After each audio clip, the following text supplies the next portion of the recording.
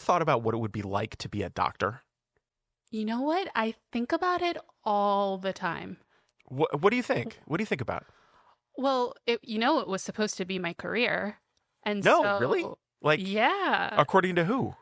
according to my parents, Uh, according to my pre-med 3 years before I made the switch. But now doing this podcast, I'm talking to doctors all the time. And so it constantly comes up in my mind. well, I mean, okay, so it's not something I ever considered. And I think maybe just because of the levels of difficulty that I can Yeah. see, like the amount you have to learn and study and be responsible for is just amazing. Yeah. And it feels like all the stakes are so high all the time, right? Like if you make one mistake, the results could be terrible. Life and death, right? And so I've often thought that a big part of doing it well must be confidence. Just Yeah. knowing how to carry yourself, that you can walk into a room calmly and be the one who says, okay, I know what's going on. I'm here to take care of you. And that sort of strength and confidence is maybe the thing that allows a patient to be vulnerable, and which is how they would have to be to accept that help. Yeah, totally. That makes a lot of sense. It's interesting, considering all of that, when a doctor is the one who gets sick, because she'll find herself on both sides of that line trying to navigate, when do I get to be confident? When do I get to be vulnerable? How do I work that out? How do I be a certain way with my own doctors? How do I maintain a certain way with my patients? This is Smarter Than Cancer, by the way, and I'm David Hoffman. And I'm Hajar Aldas. And I had an amazing conversation about this with Dr. Laura Mango, who's the chief of the Assessment and Treatment Center here at Roswell Park. She went really deep in this one and really vulnerable, and shared a story about her own journey with illness that I'm really excited to be able to share with you. Wow, yeah, I can't wait to hear this.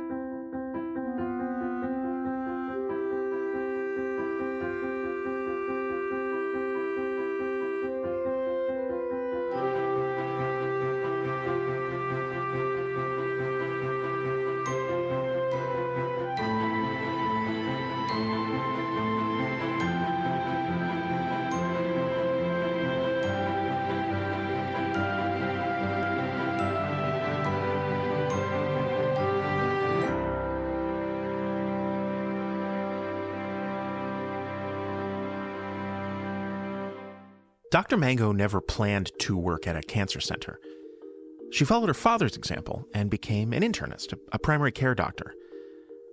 When she moved back to Buffalo after medical school, she joined his practice part-time and also became an attending physician at Buffalo General. But when the job here at Roswell Park came open, it just felt right to her. I was looking for something else, and I got wind of a job here at Roswell, and I kind of fell into it. It's an assessment and treatment center. I tried to explain to people it's almost as if it's an acute care clinic, an acute sick clinic, and it's specifically for our cancer patients. It's a referral-based clinic, so the patient will call their oncologist or surgeon or whoever they see here at Roswell, and they will tell them, I'm not feeling good, I'm nauseous, I'm having side effects, or I'm worried something else is going on, I have a fever, whatever it is, they put a referral, and we bring the patient to our clinic. So prior to the inception of the Assessment and Treatment Center, Roswell patients didn't have a place to go. When they were sick, they were going to emergency rooms. Wow. They're waiting long hours, they're having fragmented care. They don't, like here, when they come to the Assessment and Treatment Center, because it's referral-based, you're not sitting in a waiting room. You come in, you get roomed right away. You start getting treatment right away. I have access to their oncologist. I have access to their imaging. I can look at a bigger picture, and then if they need to be admitted, I admit them right to Roswell. And I started doing the work, and it was a crossroads of everything I loved, taking care of people at their most vulnerable. So I closed down my private practice and signed on full-time, initially as the medical director, now officially the chief. Then, just a couple of years later, she got a mammogram. I scheduled my mammogram on the first day of school. that the kids went back to school September 4th, 2024. You don't forget the date. I went in, and when they did my mammogram, she said, there's a little tiny spot. It looks like a sprinkle of salt. I kid you not. It's Tiny. tiny. She goes, that wasn't there before. And that we have to biopsy. And that was where they found the cancer. I mean, it's kind of, it doesn't feel like reality. It feels like fiction that you make this big career shift. You've started, you're working in a comprehensive cancer center, which wasn't your path. And No. then within just a few years, you yourself find out that you have cancer. Yeah. Tell me about that. I believe in this is an overarching theme to my life. So I have a strong sense of faith, and call it luck, call it fate, call it divine intervention, call it the universe, whatever it is you believe in. I do believe that everything aligned for me to be exactly where I was when I was diagnosed with cancer. I can't even describe the feeling because I get so emotional thinking about the fact that I am now here, and here I am as the cancer patient. And it turns your world upside down a little bit. Things get upended pretty quickly. I think anybody who's heard those words can attest to that. This was especially challenging because she knew it wasn't just going to upend her own life. I have 5 beautiful children, a wonderful husband, and 5 children. yeah. And then I take off my doctor hat and I put on my mom hat. And I found for me the toughest part was taking off the doctor hat and blurring the lines between the doctor and the patient.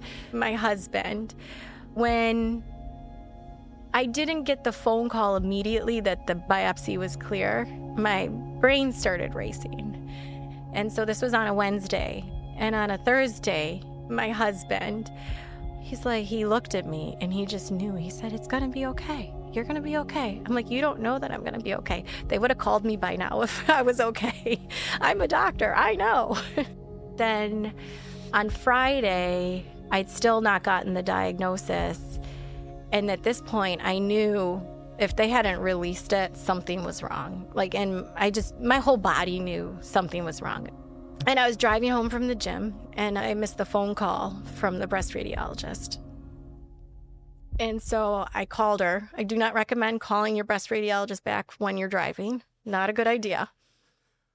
She goes, okay, well, I have to tell you, it is cancer. And they did exactly what I would hope they would have done. They said, this is what's going to happen. This is who you're going to meet with. This is who's going to call you. This is when we're going to schedule you an MRI. And they explained all this. And you go deaf, you go numb. So I pulled over on the side of the road and I started to cry. And my husband knew that we were waiting for this. So when I FaceTimed him, he picked up. I just melted. I actually couldn't even speak. And I said, it's not good. Yeah, he found cancer. And I think he was a little stunned. You don't think it's going to happen to you. You don't think it's going to happen to your wife. You don't think that's what you're going to hear when you're 44 years old and you have a 6, an 8, and a 9-year-old. My older 2 are older. They're in their 20s. But you're thinking to yourself, what just happened here? So, of course, I told the people closest to me, it's harder telling people that you have cancer sometimes, because you see their faces kind of crumple. And I'm being an empathetic person, don't ever want to hurt other people. And everyone says, how are you going to tell the kids? And you don't know how you're going to tell the kids. I find honesty in this, tailoring it to their age, and honesty is the best way to do it. The older kids, we were able to just tell them what's going on, and they understood. For my younger kids that were 9, 8, and 6 at the time, I think they had to sense something was going on because mom was going to a lot of appointments, and mom seemed sad. And so I had a feeling they could pick up on that stuff. But we sat there, and I waited. I didn't want to worry them. How long So from the diagnosis till when you actually told your kids what was going on? about a month. Oh, that long? Like about 3 weeks. Yeah. So I wanted to understand what I was dealing with first. Yeah. So maybe it was about 3 weeks. And I said, Mom has something to tell you. And I just told him, I said, they found that Mom has cancer in her breast and I have to have surgery. And we're hoping that once they have surgery that I'll be okay. And I'll never forget, my 6-year-old looked at me. He goes, are you going to die? And I looked at him and he had the cutest little face on. And I just giggled and I said, no, I'm not going to die. I didn't know if I was going to die or not. I didn't know if they were going to find more cancer. I didn't know what it is. I mean, they have an idea based on your pathology. But I work in a medical world and I operate under the assumption that not everyone may be perfect. Maybe they misread it. You have no idea. I told my little buddy, I'd say, no, I'm not going to die. And maybe I could have. Maybe I will still. But right now, knock on wood, I've been cancer-free since my surgery, my mastectomy, and that was October 17th of 2024. Thank goodness. Thank goodness. How did the conversation go with your older kids? I mentioned they had more questions. Yeah, so they did. In the way we told them, my son was at college. He knew. He called me, and it was just a sweet conversation. It was a good conversation. And I just said, I'm going to figure this out, and I'll let you know where I need you, when I need you. My daughter is local, and she helped me with the younger kids a lot, watching them.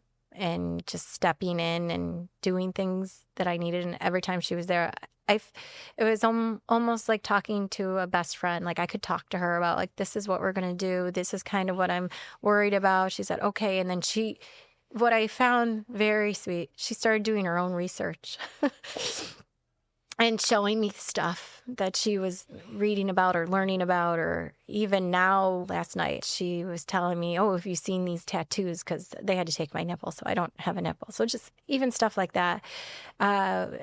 It brought us close in a way that I don't know that you will ever be thankful you've had cancer, but it changed a lot of things in my life. And some of it I can say I'm better for because I went through this experience. There's something challenging about being sick, and I haven't myself really been capital S sick. I'm going to knock on wood. Okay, we're knock on wood for that. But I've helped family members through stuff like that. And there's something where you sort of have to give yourself over to your doctors in a way, where you have to kind of trust. And right. Does being a doctor make that easier or harder? I think harder. To be quite honest, I think harder. I mean, was there an urge to backseat doctor, if that's the right way to put it? Backseat doctor. So yes and no. I think what happens is when you become a patient and you understand, when you meet the physician who's going to help you, there's something where it clicks. And you realize that this is the physician that you trust. And you sometimes have to go through a few of them to find that person or physician. And when you do, then you can trust them. Once I found a physician or a surgeon that I trusted, I gave it all to them. I said, here you go. I am going to be the patient. I'm just going to go through this journey. And I need you to tell me what to do. Because I don't know what to do either. I can tell you what I think is right or what I'm feeling based on my medical knowledge. But I also need you to kind of put your arms around me and tell me what I need to do so I don't make the wrong decision. And I think that's a lot of the pressure a patient feels is you have to have that trust in your physician, and sometimes that goes really well, and sometimes it doesn't. So I can say, my advice to people is to make sure you really trust your physician and you research them. And if there's something that doesn't feel right, you talk to them about it.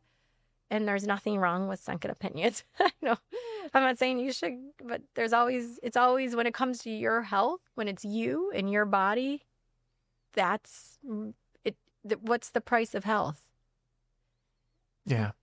There isn't one. So you fight for yourself, and fight for yourself in a way where you can go to bed knowing that you did everything possible. When you came back to work, Yeah. how did that experience change the way that you interacted with the patients you were treating? I've been thinking about this. I want to say it didn't change me, right? Because you want to think you're the best physician in the whole world and you just do everything right. But I know. I mean, we know that's true, but but in the sense that it changes you, you have the medical knowledge. But even for me, when I was diagnosed, being that I work at a cancer center, I had to navigate understanding my options, what my treatment options were, what type of surgery, whether I do a lumpectomy or a mastectomy, how do I make sure I get a lymph node biopsy or a sentinel lymph node biopsy. All that stuff, I think, changed me. And I think it also made me understand maybe where I didn't have the knowledge to help my patients prior to that, because now here I am immersed in this situation where I need to fully understand the nuances of it. And there is a lot of nuances to it. I'm also, I do my best to be as compassionate as I can and as empathetic as I can. That's something I've always prided myself on. But now I can sit down and listen, and the compassionate side of really, truly understanding the patient and what they're feeling is something that I never had before, because I never sat on that side. I never, once you've sat through that feeling and that emotion, you can relate with your patients. Did it make your job harder in some ways? It did. Yeah, it did make my job harder. I see some really tough things working in the assessment and treatment center. I have some very difficult conversations. I see a lot of patients who are near end of life, who've failed multiple lines of treatment, and they're starting to get symptoms, whether it's because the treatments are toxic or the cancer is growing. And those days can be really hard, especially when I see breast cancer patients, my later stage breast cancer patients, my stage 4 breast cancer patients, the patients that are younger than me, the patients that I have to give really bad news to. That can be tough for me. So that's one way it changed me, being that I've gone through what I've gone through and the trauma of it. It can certainly bring back old feelings for me about the diagnosis and being on that other side and knowing this could be the worst news you're about to get. I can hold it together very well for my patients, but on the back end, behind the scenes, behind closed doors, that's when it becomes a little bit more difficult.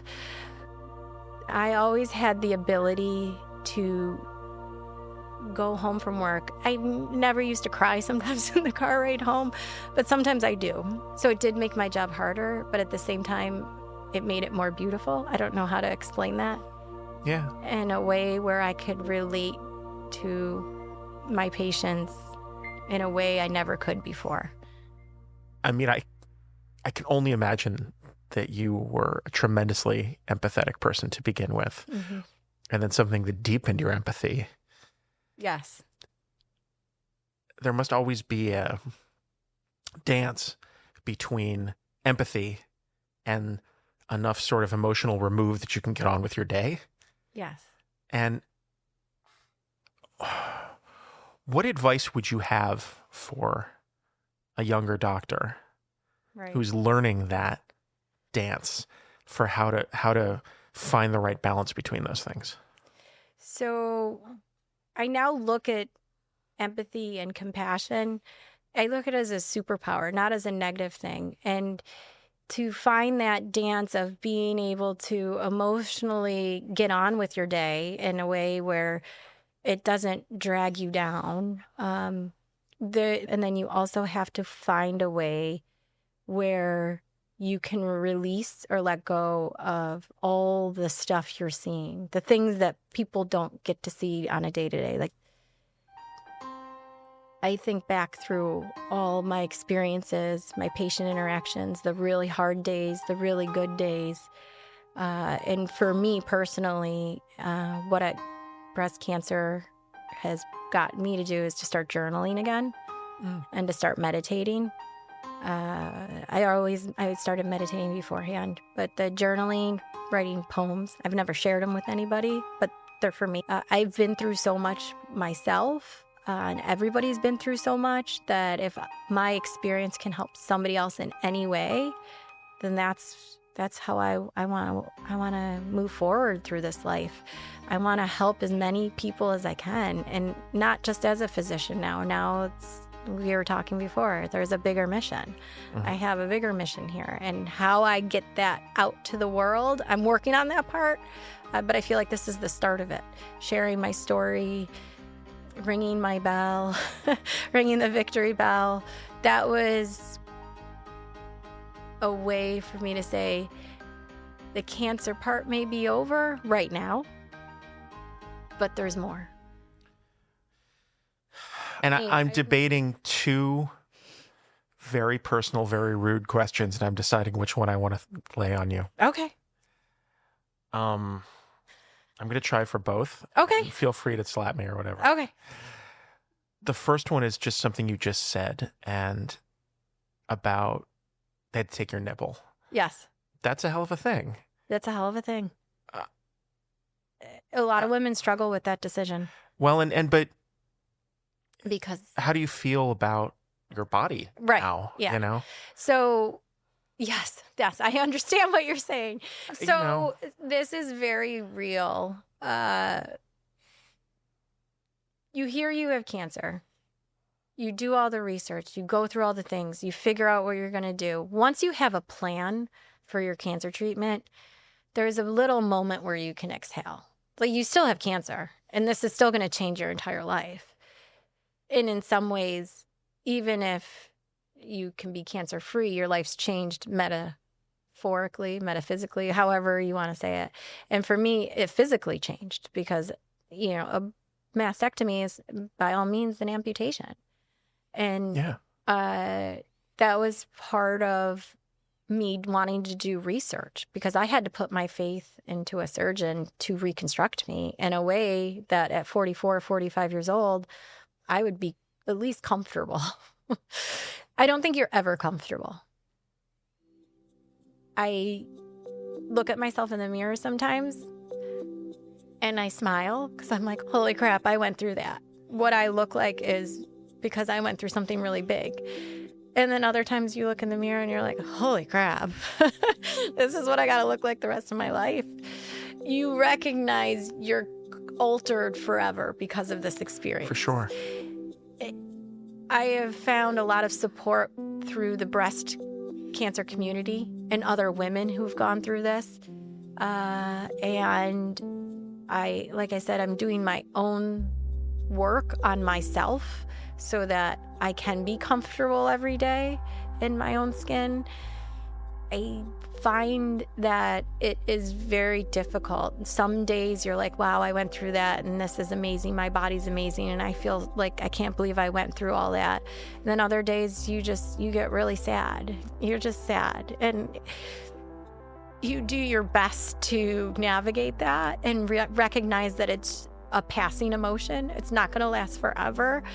And I sit with it for a little while and I accept that that's how I'm going to feel. And then I try to find something to help me feel better. I exercise. I love spending time with my family. I love to cook. Sometimes just doing things like small things that aren't so small. Having my nice cup of coffee and watching the birds. I get to think to myself, okay, I've been through all this, but right now I can be comfortable in my own skin. All right. As rough as that question was. All right, here we go. I have an even worse one. So I'm also a parent. I have a 12-year-old and an 8-year-old. Okay. And when you said about your youngest asking you the question, Mommy, are you going to die? Yeah. The answer to that for all of us is yes. Yes, exactly. Like, we're all going to die. And in a way, you've had a preview of what that might feel like. Yes. And I'm wondering how this makes you think about what is hopefully very far in the future, but inevitable. Correct. When you actually, are getting ready to leave this Right. world. Has it made you think about that differently? Yes, absolutely. Tell me about that. So it's just tough because I'm like going through my head Mm. because I took care of my grandfather when he died. My other grandfather died. I did CPR on my mom and she died in my arms. And then my dad died in my arms. Yeah. And in countless years of working in the medical field and seeing people pass away and having to comfort family members. But when it comes to your own self with my kids, I know it's inevitable. You are going to die. And what I hope for myself is that I can have in a way of preparing that I've done everything that I could do while I'm here to live my life to its fullest and to give them the experiences that I want to. So there's two things I'm doing. One, the journaling. I'm essentially writing to them. These are my love letters to them. So one day when I'm not here, they have something to read and know that I'm with them. Because I have things from my parents that I can read, and they give me so much comfort. I recently found letters that my dad wrote to me when I was at sleepaway camp when I was 10 years old. And I read those letters, and I love them a lot. So with my kids, I want them to feel so loved every single day. Even on the days where I'm so annoyed and things are taking forever, or my son won't put on his shoes or something, like he's whipping his basketball into the air, or my daughters are moving, super slow. And it's just like, oh, we have so much to do. Get in the car. You're just like, wait. So knowing that it's inevitable, knowing that I've had a preview, knowing that at one point these kids are going to be without me. Hopefully I'm not without them, because I can never imagine a world where I'm living and they aren't. So to prepare them, I try to be living in the present moment as best as I can, to be like, it even happened the other day. We were watching the Bills game. It was just an ordinary day.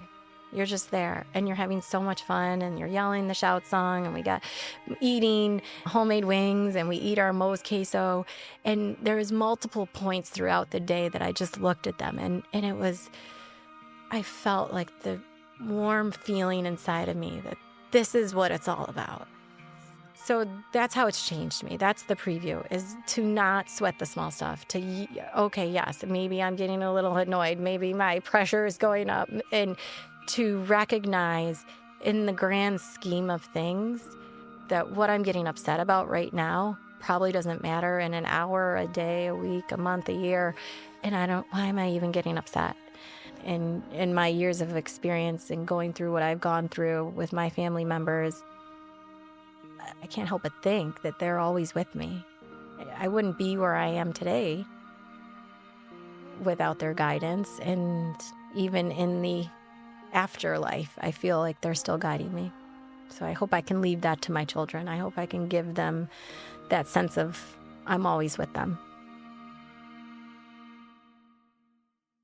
Thanks for listening to Smarter Than Cancer, production of Roswell Park Comprehensive Cancer Center. The show is written and produced by your hosts, Hajar Eldas and David Hoffman. Production oversight by Peter Sosha. Additional logistics and support from Michelle Eisenstein. Our production partner for this series is Citizen Race Car. Post-production by Gregory Schweitzer for DCP Entertainment. Publication and promotion supervised by Candice Chanteloup.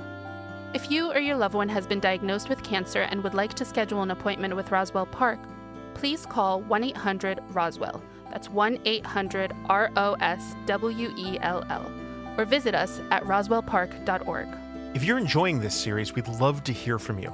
Please reach out and tell us about your cancer story, and let us know what topics you'd like us to cover in future episodes by filling out the form at roswellpark.org/.